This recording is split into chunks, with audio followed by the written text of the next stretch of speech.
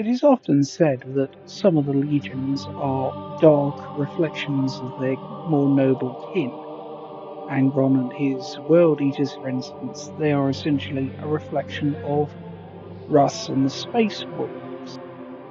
The Iron Warriors under Perturabo and Rogel Dawn's Imperial Fists, and perhaps most notably, Lorgar Aurelian and his Word Bearers, and their relation to Rebute Gilliman and the Ultramarines.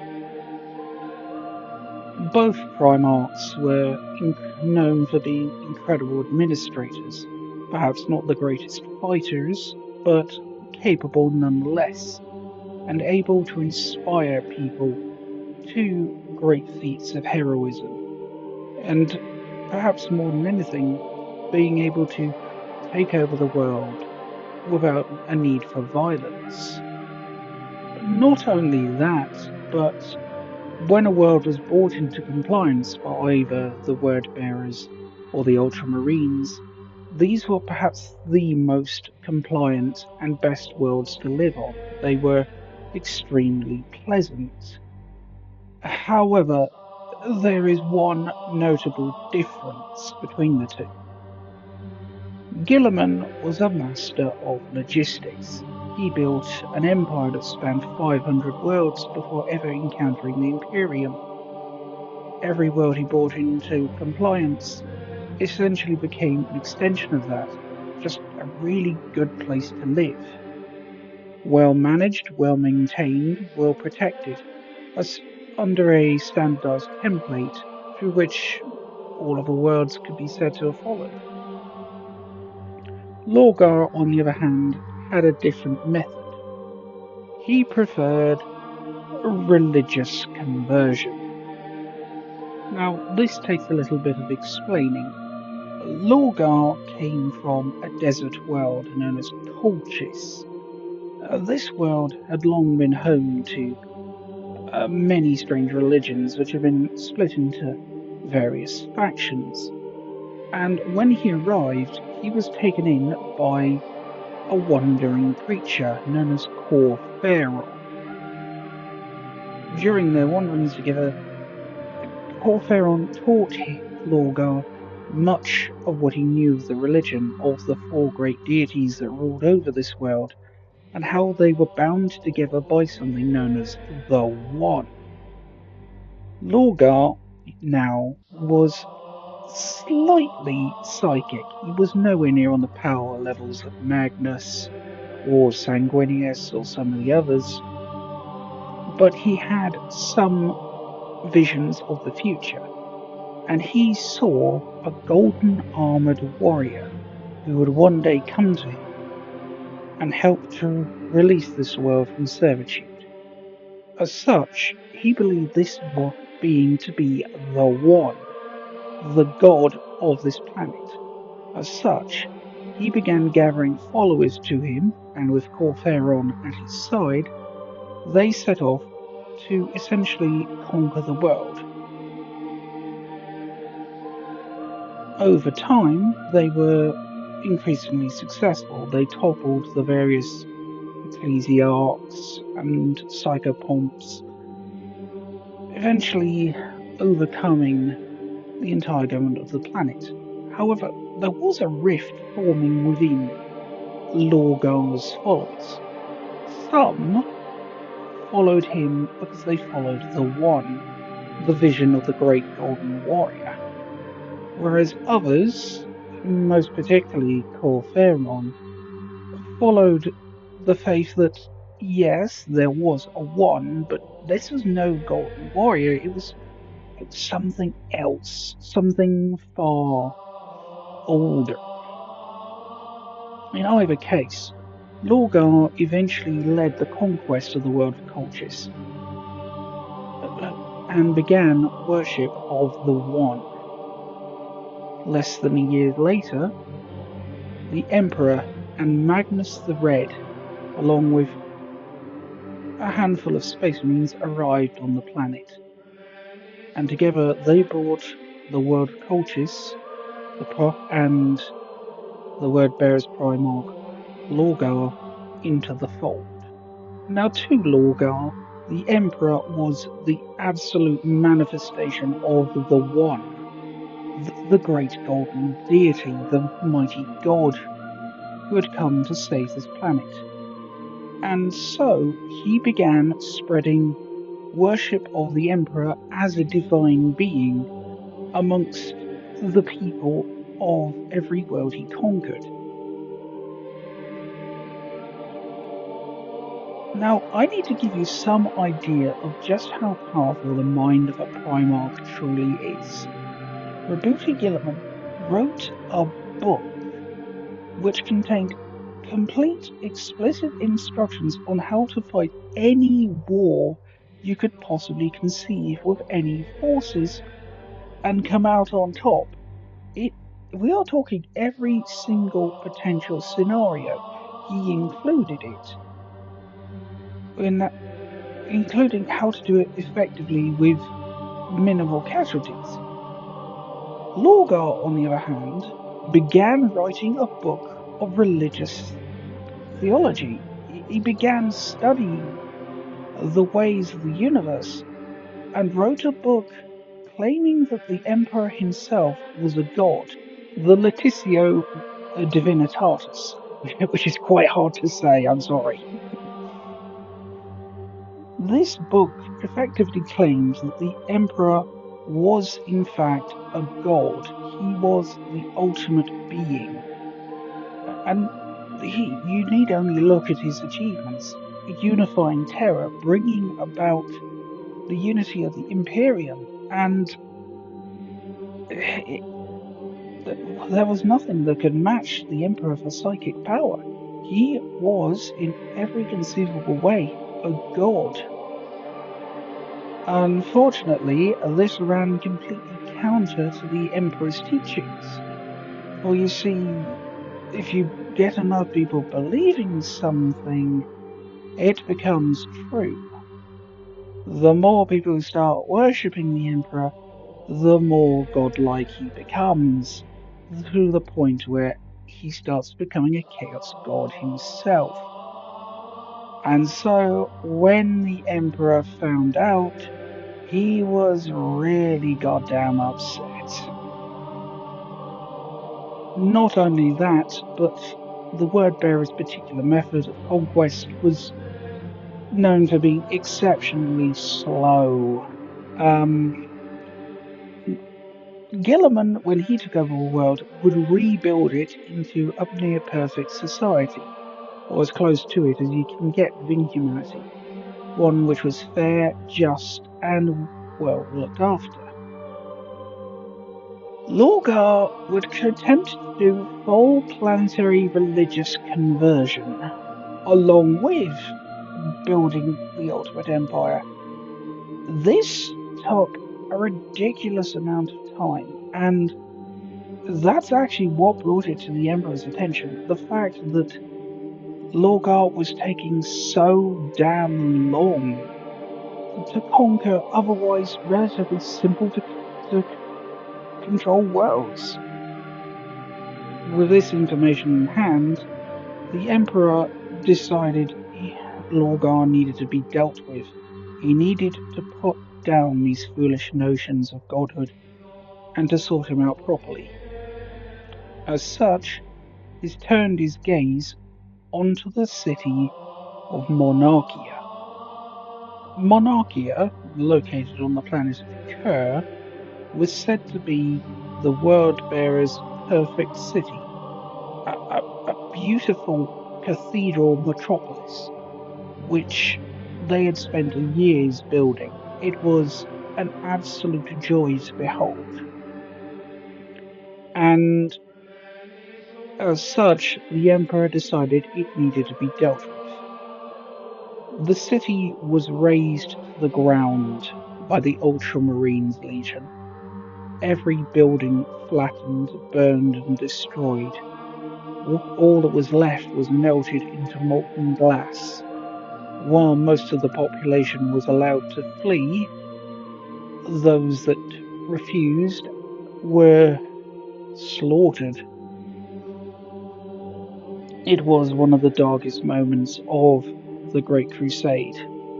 Upon hearing that monarchy had been destroyed, the word bearers under Lorgar immediately set sail on their warships and arrived soon after, only to find the Ultramarines waiting for them. And not just the Ultramarines. Malcador the Sigillite, the Emperor's closest advisor, who demanded that they kneel. When they refused, the Emperor and Rabute Gilliman stepped forward and demanded they kneel, at which point they gave the ultimate sanction. Lorgar was to never again spread the worship of the Emperor. He was not a god. He could not be worshipped. And if it was found that Lorgar was spreading this false faith ever again, his legion would be put to the sword, his planets cleansed, and you get the idea. It was not good. Humiliated and distraught, Lorgar retreated into himself, trying to make sense of it all.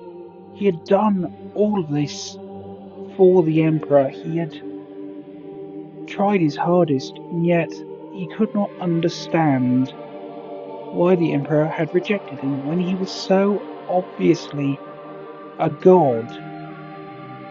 It was then, however, that two people came to him, Corpheron and Erebus.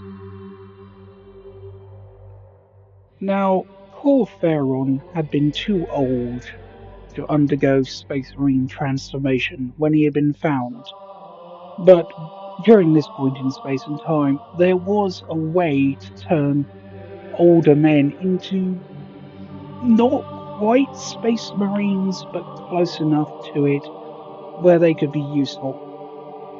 Sort of like a 90% Space Marine. He had become Lorgar's first captain, the leader of his first chapter, and along with him had come Erebus, the head of Faith, the first chaplain of the Word Bearers Legion.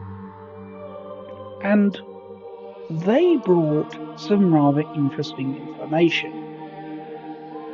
They had been right to worship the Emperor as a god, for obviously he was one. But it was their belief that perhaps there had been a mistake. Perhaps the Emperor was not the right god. Perhaps there was something more. Now, to put it extremely bluntly and to sum it up in as few words as possible, the world that Lorgar had originally landed on, the world of Colchis, was a planet ruled by chaos. The various gods were worshipped by the various tribes, whereas Corpheron, the head of, well, he was a priest of Chaos Undivided, something that they called the Primordial Annihilator. It was his belief that they had gone wrong worshipping the Emperor. He was no god. He was, in fact, the destroyer of gods. Lorgar had been right to do worship.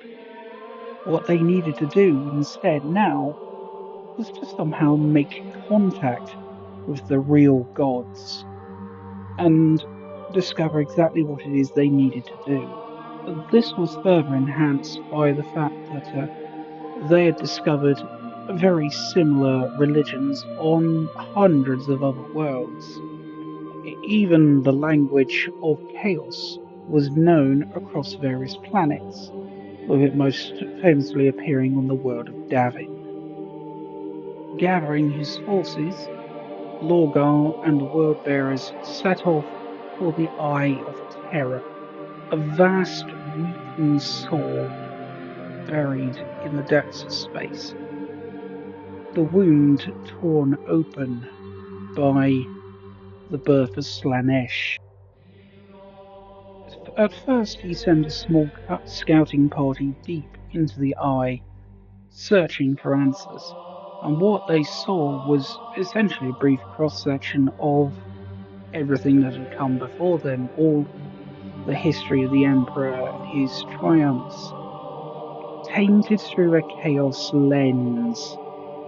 As such, Lorgar decided to make his own pilgrimage deep into the Eye of Terror, where he was shown visions of the future, visions of a dark imperium full of horror and unpleasantness, and one where the gods were removed to be replaced by the worship of the one who had so thoroughly rejected it before, the Emperor. It was then decided that no matter how horrifying the gods of chaos might be, it was better to worship the primordial annihilator than to worship a, a liar. It's one of those noted things about radicals. If you present one with such completely devastating evidence to their worldview, they will not reach some middle ground, but will instead slingshot all the way across to the far opposite opinion. Um,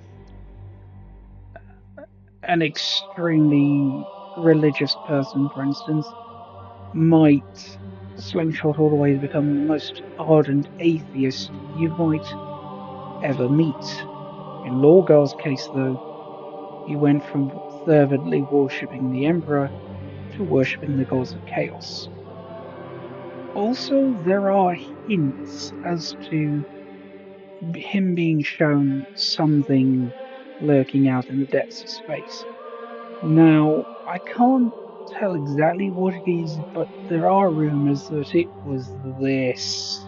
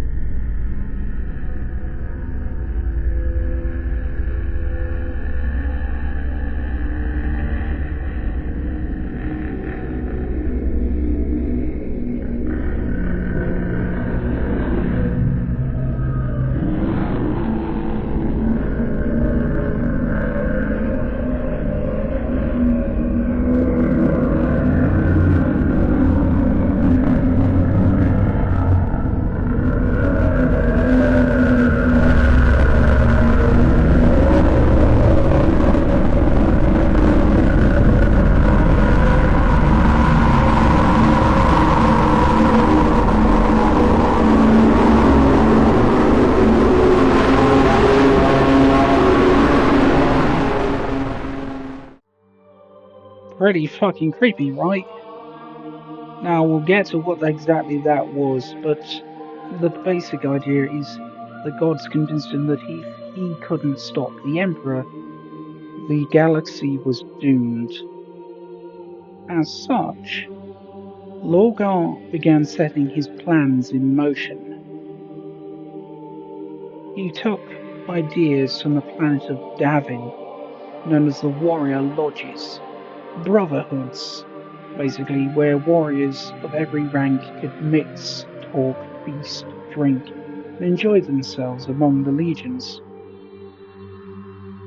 He used this to spread his thoughts and teachings among the other legions, and then he set his eyes on the prize.